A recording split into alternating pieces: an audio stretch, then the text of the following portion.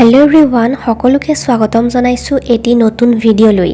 বৰষুণ ধাৰাবাহিকখনৰ আজিৰ আহিবলগীয়া খণ্ডটি চাবলৈ সঁচাকৈয়ে বহুত বেছি ভাল লাগিবলৈ গৈ আছে, কিয়নো যোৱাটি খণ্ডত আপোনালোকে দেখিবলৈ পাইছিলে অৰ্ণৱৰ কেছটোৰ বাবে কোৰ্টত অৰ্ণৱক দোষমুক্ত বুলি প্ৰমাণ কৰিছিল আৰু ৰিয়াই মিছা কেছ জাপি দিয়াৰ বাবে 2 লাখ টকাৰ জৰিমনা ভৰিবলগীয়া হৈছিল আৰু দেউৰী ছাৰক চাকৰিৰ পৰা নিলম্বন কৰি ৰাখিছিল আৰু সেইবাবে দেউৰী ছাৰে ৰিয়াক এদিন মই ইয়াৰ প্ৰতিশোধ ল'মেই বুলি কৈছিল আৰু তেতিয়া দেউৰী ছাৰক দেৱযানী আৰু ৰত্নাই মিলি এই বেয়া কামবিলাক বাদ দি ভাল কামবিলাক কৰিবলৈ উপদেশ দিছিল আৰু ইফালে দেৱযানীয়ে অৰ্ণৱক দোষমুক্ত বুলি প্ৰমাণ কৰিব পৰাৰ বাবে সকলো বহুত বেছি আনন্দিত হৈ পৰিছিল আৰু অৰ্ণৱে ৰিয়াক ডিভোৰ্চ দিবলৈ খোজাৰ বাবে 10 লাখ টকা দিবলগীয়া হৈছিল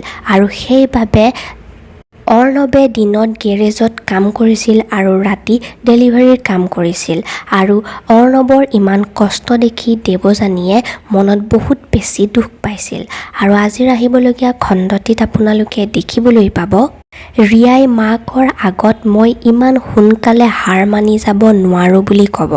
এতিয়া বাৰু ৰিয়াই নতুনকৈ আকৌ কিবা পৰিকল্পনা কৰিব নেকি বাৰু? অৰ্ণৱে বাৰু ৰিয়াৰ টকাখিনি দিব পাৰিবনে? এই সকলোখিনি আপোনালোকে জানিব পাৰিব বৰষুণ ধাৰাবাহিকখনৰ আজিৰ আহিবলগীয়া খণ্ডটিত আৰু আজিৰ খণ্ডটিতে আপোনালোকে দেখিবলৈ পাব অৰ্ণৱৰ মাকে দেউতাকক সকলোবিলাক পাহৰি অৰ্ণৱক আকৌ ঘৰলৈ লৈ আহিবলৈ ক'ব, কিন্তু মাকৰ কথা শুনি দেউতাকৰ বহুত বেছি খং উঠিব।